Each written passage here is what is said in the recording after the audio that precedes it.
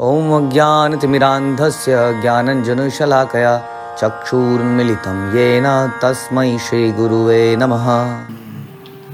हरे कृष्णा। भगवद गीता अध्याय 7वां, श्लोक संख्या 1, नॉलेज ऑफ द एब्सोल्यूट, भगवत ज्ञान इस चैप्टर का शीर्षक है, जिसमें बहुत ही डिटेल में भगवान के ऑपुलेंस और कई चीज़ों के बारे में हम सुनेंगे। श्री भगवान उवाच मय्यासक्ता मना पार्थ योगं युज्यन मत आश्रयः असंशयं समग्रं माम यथा ज्ञास्यसि तथा शृणु। श्री भगवान ने कहा, हे प्रथापुत्र, अब सुनो कि तुम किस तरह मेरी भावना से पूर्ण होकर और मन को मुझ में आसक्त करके योगाभ्यास करते हुए मुझे पूर्णतया संशय रहित जान सकते हो। तो भगवान बता रहे हैं कि हे प्रथापुत्र यानी कि अर्जुन, किस प्रकार मेरी भावना में पूर्ण होकर और मुझ में आसक्त होकर, बहुत ही समझ में आया, बिल्कुल क्लियरली समझ में आता है कि इसका मतलब भगवान केवल भगवान को जानने की बात नहीं कर रहे हैं, जानने से कुछ ज़्यादा एक्सपेक्ट कर रहे हैं। It is not about knowledge, इसलिए कहते हैं ज्ञान, केवल ज्ञान से भगवान को प्राप्त नहीं किया जा सकता। भगवान कह रहे हैं मेरी भावना में, जैसे हम कहते हैं कृष्ण भावना, कृष्ण भावनामृत, ये आंदोलन क्या है? कृष्ण भावनामृत आंदोलन है। तो मेरी भावना यानी कि कृष्ण की भावना से पूर्ण होकर और मन को मुझ में आसक्त कर इस प्रकार से। आसक्ति वर्ड जनरली एक नेगेटिव वर्ड हमें लगता है, अक्सर हम आसक्ति कहते हैं ना कि आसक्ति त्यागो, आसक्ति त्यागो, लेकिन वास्तव में आसक्ति में एक बहुत बड़ा गुण है। आसक्ति में क्या गुण है कि जो व्यक्ति किसी चीज़ से आसक्त हो जाता है वो उस चीज़ के बारे में चिंतन करता रहता है, उसको करता रहता है। अब वो गलत भी हो सकती है और वो सही भी हो सकती है। आसक्ति गलत और सही दोनों हो सकती है, लेकिन गुण क्या है कि बिना रिमाइंड करे वो अपना काम कर जाएगा, है ना, बिना रिमाइंड करे। तो जैसे कि माँ को बच्चे के बारे में रिमाइंड नहीं कराना पड़ेगा कि बच्चे को दूध हर 2 घंटे में उसको दूध पिलाने की आवश्यकता है, समथिंग लाइक दैट। उसको अपने आप ही आसक्ति के कारण अपने आप ही ध्यान में आएगा कि दूध पिलाना है ना। और इसी तरह से किसी भी मेल फीमेल का रिलेशनशिप, जो भी है, आसक्ति हमसे वो काम करा देती है जो कई बार हमारी इंटेलिजेंस सोच ही नहीं पाती है। क्योंकि हमारी सेंसेस मन के डायरेक्ट कंट्रोल में है, बुद्धि के कंट्रोल में नहीं है ना। बुद्धि इनडायरेक्टली सेंसेस पे कंट्रोल करती है मन के थ्रू, लेकिन मन का अपनी हमारी इंद्रियों के ऊपर डायरेक्ट कंट्रोल है। तो मन जिस चीज़ में आसक्त हो जाता है उस चीज़ को करने लगता है। इसीलिए इस संसार की आसक्ति बहुत खतरनाक हो सकती है, वो हमें लेके डूब सकती है। लेकिन यही आसक्ति अगर हम कृष्ण से कर दें तो हमें याद नहीं दिलाना पड़ेगा कि कक्षा का समय हो गया है, साधना भरने का समय हो गया है फॉर एग्जाम्पल, या सवेरे जल्दी उठ के माला करना है। इन सब के लिए हमें रिमाइंडर्स नहीं देने पड़ेंगे। कोई सेवा है उसके लिए रिमाइंडर नहीं देना पड़ेगा, क्योंकि आसक्ति है। आसक्ति है तो चिंतन है। इसलिए हमें भक्ति उस स्टेज तक करते जाना है जब तक हमें नाम जप में आसक्ति ना हो जाए, जब मैं सेवा से आसक्ति ना हो जाए। तो इसलिए यहाँ कह रहे हैं कि मुझ में मन को, मुझ आसक्त कौन होता है? मन होता है। बुद्धि आसक्त नहीं होती है। बुद्धि तो सही गलत का डिसीजन लेती है, जो कि हम शास्त्रों के अनुसार पर लेते हैं, लेकिन मन आसक्त करते हैं। यानी कि बुद्धि से हम डिसाइड करते हैं कि सही क्या है और उस सही चीज़ से हम आसक्ति पैदा करते हैं। This is not called whimsical, जिसमें कि सहजता से जिस चीज़ से आसक्ति होगी उसी चीज़ से आसक्ति बना ली। इस चीज़ के लिए मना करा जाता है। हम क्या करते हैं? बुद्धि से डिसाइड करते हैं सही क्या है और सही चीज़ से मन में आसक्ति पैदा करते हैं। तो आसक्ति मन ही करता है, क्योंकि मन के अंदर ही फीलिंग्स आती हैं, जैसे हमने थिंकिंग, फीलिंग एंड विलिंग। तो फीलिंग्स मन में आती हैं, इसलिए आसक्ति मन में होती है। इसलिए मन बड़ा इंपॉर्टेंट है हमारी भक्ति में। इसलिए हम किसी वस्तु को, भक्ति के नियमों का पालन तब तक करते हैं कठोरता से जब तक वो हमारी हैबिट ना बन जाए, जब तक हम उसको करने से आसक्त ना हो जाए। इसलिए भगवान कह रहे हैं पूरी तरह मेरी भावना में और मुझ में मन को आसक्त करके योगाभ्यास करो। पिछले अध्याय के अंतिम श्लोक में हमने सुना कि केवल योगाभ्यास इनफ नहीं है। योगाभ्यास का फल क्या होना चाहिए? समाधि, है ना। अष्टांग योग का अंतिम चरण क्या है? समाधि। समाधि क्या है? एब्जॉर्प्शन। बिल्कुल, जब डेविएट ना, जब कोई ऐसा बैठा है और किसी ऐसे चिंतन में बैठा है, गर्मी हो रही है, सर्दी हो रही है, वो उसका चिंतन ही नहीं हट रहा उस चीज़ से, इसको कहते हैं समाधि। इसकी आसक्ति से ही हो सकता है। जो आदमी एक टक उसको देखता ही रहता है, सोचता ही रहता है उसके बारे में। तो जब भगवान के विषय में हम ऐसा सोचने लगे तो समझ लीजिए क्या कर रहे हैं, वही सही योगा है। तो यहाँ बता रहे हैं कि योगाभ्यास करते हुए मुझे पूर्णतया संशय रहित जान सकते हो। यदि ऐसा करोगे ना, यदि ऐसी आसक्ति पैदा कर लोगे तो मुझे सही रूप से जान पाओगे। इसलिए भगवान कहते हैं, और प्रभुपाद अक्सर इस श्लोक को रिपीट करते थे कि केवल भक्त ही भगवान को जान सकते हैं, भक्त्या माम अभिजानति।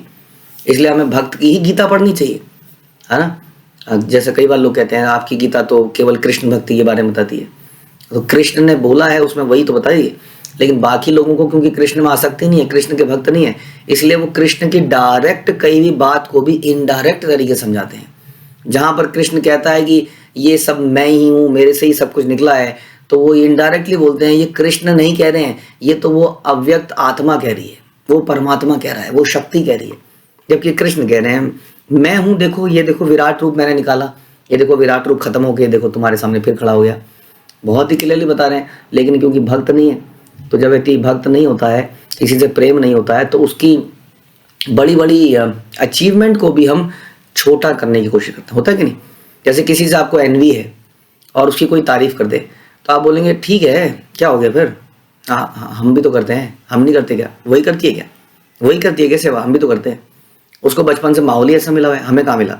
मतलब कुछ भी करके हम उसके उस तारीफ को कम करना चाहेंगे क्योंकि हमें एनवी है। और इसी तरह से हमें भगवान से एनवी होती है, जीवात्मा को। तभी तो भगवत गीता के ऊपर टिप्पणी लिखते हैं, किताबें लिखते हैं, और ये नहीं बताते, उसमें ये बता ही नहीं रहे कि यही भगवान है, क्योंकि भगवान बार बार बोल रहे हैं कि मैं ही भगवान हूँ। गीता के कितने श्लोकों में उन्होंने ऐसा बोला। तो इसलिए आसक्ति जिसको होती है वही भगवान को सही मायने में जान पाता है, और भक्त ही वो व्यक्ति हो सकता है। इसलिए हमें बस भक्तों के ही प्रवचन, भक्तों की ही पुस्तकें पढ़नी चाहिए। और शिला प्रभुपाद परम भक्त हैं, इसलिए हम Bhagavad Gita as it is पढ़ते हैं। तो भगवत गीता के 7वें अध्याय में कृष्ण भावनामृत की प्रकृति का विशद वर्णन हुआ है।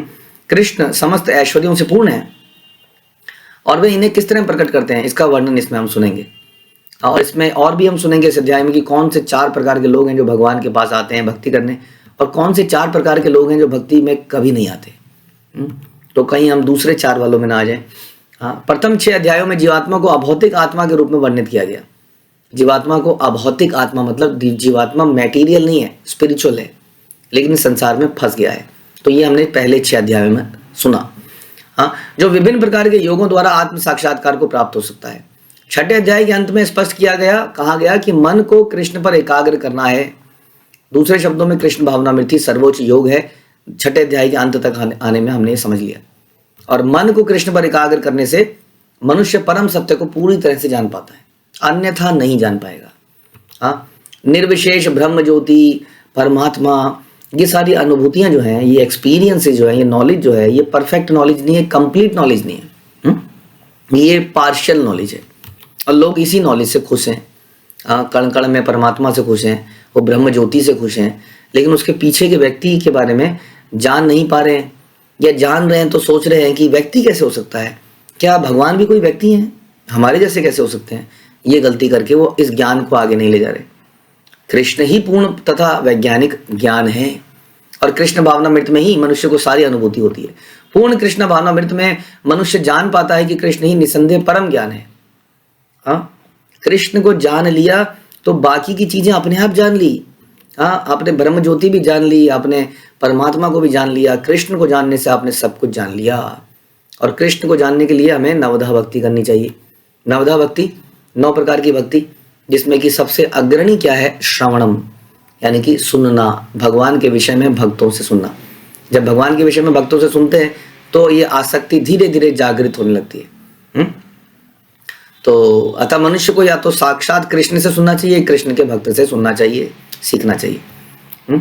तो भगवान जो है परम सत्य, कृष्ण को जानने की विधि का वर्णन श्रीमद् भागवत के प्रथम स्कंद के 2वें अध्याय में इस प्रकार से हुआ। क्या है जानने की विधि, कि वैदिक साहित्य से श्री कृष्ण के विषय में सुनना या भगवत गीता से साक्षात उन्हीं से सुनना अपने आप में पुण्य कर्म है। और कोई पुण्य कर्म करने की आवश्यकता नहीं है, और कोई कर्म कांड, रीति रिवाज, कोई व्रत इत्यादि करने की आवश्यकता नहीं है। यदि हम कृष्ण के विषय में सुन रहे हैं तो समझ लीजिए सबसे इंपॉर्टेंट एंड सबसे कीमती चीज हमें मिल रही है। और जो प्रत्येक हृदय में वास करने वाले भगवान कृष्ण के विषय में सुनता है, उसके लिए वे शुभेच्छु मित्र की भांति कार्य करते हैं। और जो भक्त निरंतर उनका श्रवण करता है उसे वे शुद्ध कर देते हैं। यानी कि श्रवण करने से हम शुद्ध होते हैं। आप देखेंगे कि हम लोग जपा करते हैं, कई लोग क्या करते हैं कि जपा करते हैं या कुछ भक्ति का पालन करते हैं, लेकिन वो सुनते नहीं है। तो हमने देखा कि या तो उनकी चेतना बहुत ज़्यादा विकसित कभी नहीं हो पाती, या उनका जप इत्यादि धीरे धीरे छूटने लगता है।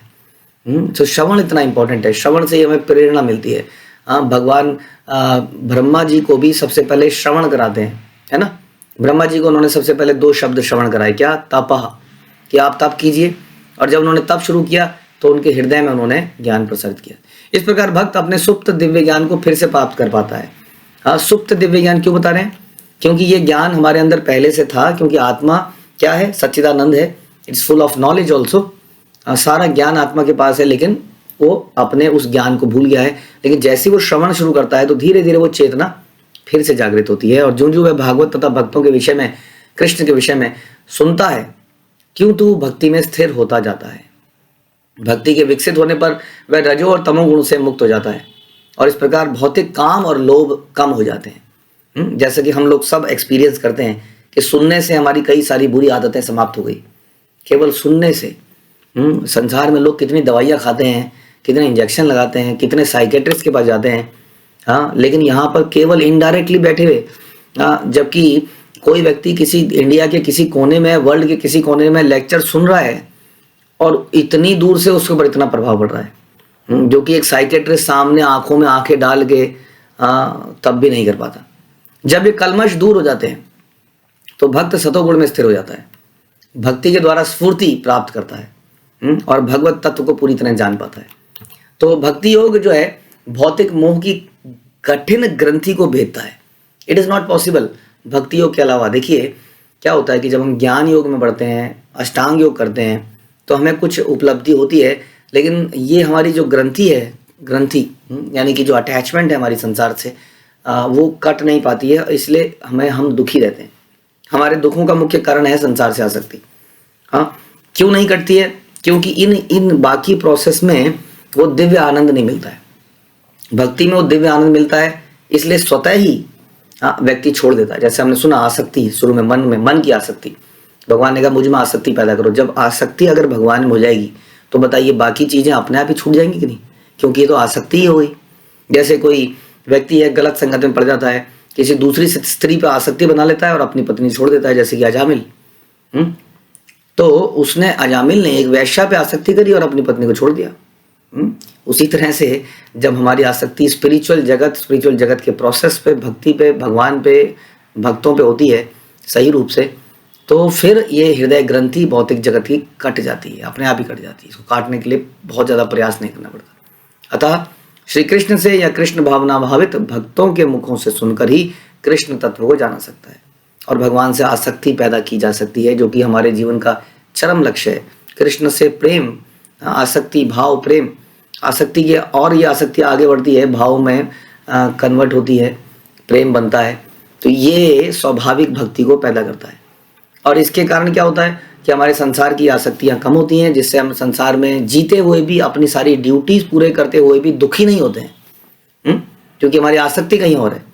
आसक्ति, जब हमारी आसक्ति टूटती है ना, जब हमारा विश्वास टूटता है तो हमें दुख होता है संसार में। लेकिन जब कृष्ण से आसक्ति होती है तो टूटता नहीं, क्योंकि इस जगह के रिलेशनशिप टेम्परेरी है।